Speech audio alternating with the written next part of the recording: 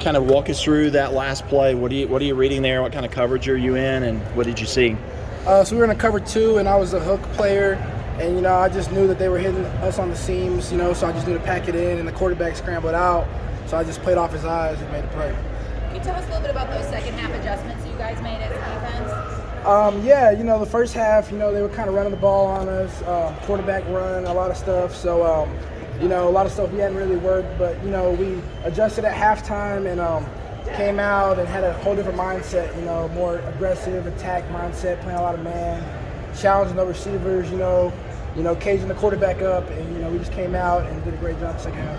What is it like to have the game be decided on the defense? You knew they needed a touchdown to win, and you guys needed to make sure that didn't happen. It's pressure, but, it's just what we prepare for. And, honestly, thanks to the coaches and Coach Sweeney pushing the defense and Coach West, responding, to not a great finish last week. Our practice throughout this week was probably one of our most intense weeks of practice.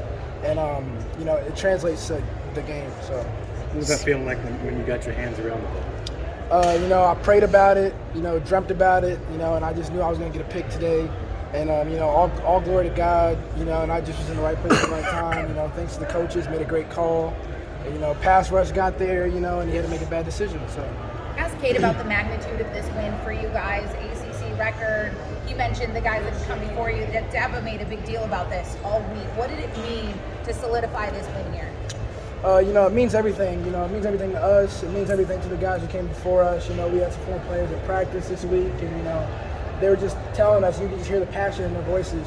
So, this is a streak that's been going on since 2016. I was a freshman in high school, 2016. So, it's just great. It's like a responsibility that you got to wear, and you just got to handle business. Thank you. Second half for Syracuse, 7 drives, 6 punts, 1 interception. Yes. What does that say about the defense? Responding to adversity. First half we faced some adversity, and I feel like we were prepared for that, and we just adjusted at halftime, and everyone bought into the game plan, and went out in the second half, did their job, did it to the best of their ability, won their matchups, and we just played excellent the second half. When they scored that third touchdown to go up 21-7, KJ Henry came over to the sideline, and he was very passionate. Yeah. What was his message to everybody?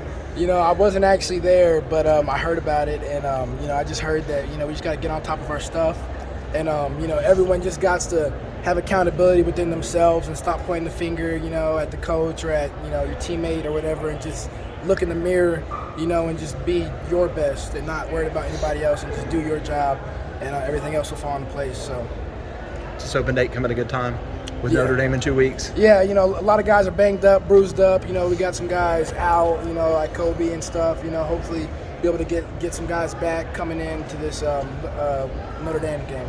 Yeah. RJ, wasn't it you that was in position to make the game-ending play at Wake? Yeah. At the end when Nate intercepted it from you? Yeah, it was actually the same coverage, cover 2. And, quarterback tried to force it in there at the end. And, Nate did a great job sinking and broke up the ball, and I was just there on top. So, yeah. But you were there, too. You would have had it if he wouldn't. Yeah, I like to say that. I'm just saying if he's going to take it from you, you got to catch it, Nate. That's all I said. So, he's going to tell you got to catch it. So, yeah. Nick Easton recently talked about, this defense finding its killer instinct. You mentioned, obviously, the emphasis on closing this game out. Do you feel like you've got that today?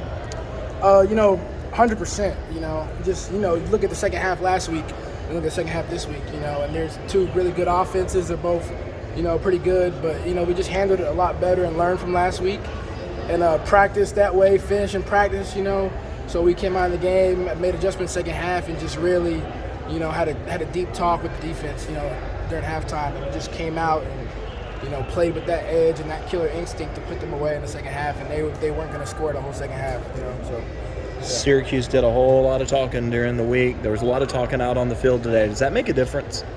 Coach Sweeney always says the fire has to be from within, and that just adds fuel to the fire. So, we don't really pay attention to the outside noise a whole lot. We try not to be on our phones Friday, Saturday, and not to just we just don't try to be outside and try to be inside out. And, that was, of course, something that was adding fuel to the fire, just knowing that there were players were, disrespecting us, doubting us.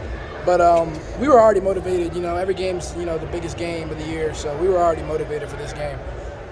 This year for you, looks taking on a big role. Where do you think the growth's come most from you personally? For me personally, just growing in my confidence. You know, last season, you know, I only started 2 games. I kind of was like a package situation guy last season, so wasn't really too confident. But you know, I knew I could do it. But this year, you know, just having to play, you know, a lot more than I played last year, and just growing and knowing that I could do it and making those plays just builds confidence in myself. So, you know, I'm definitely a way more confident football player right now than I was last year.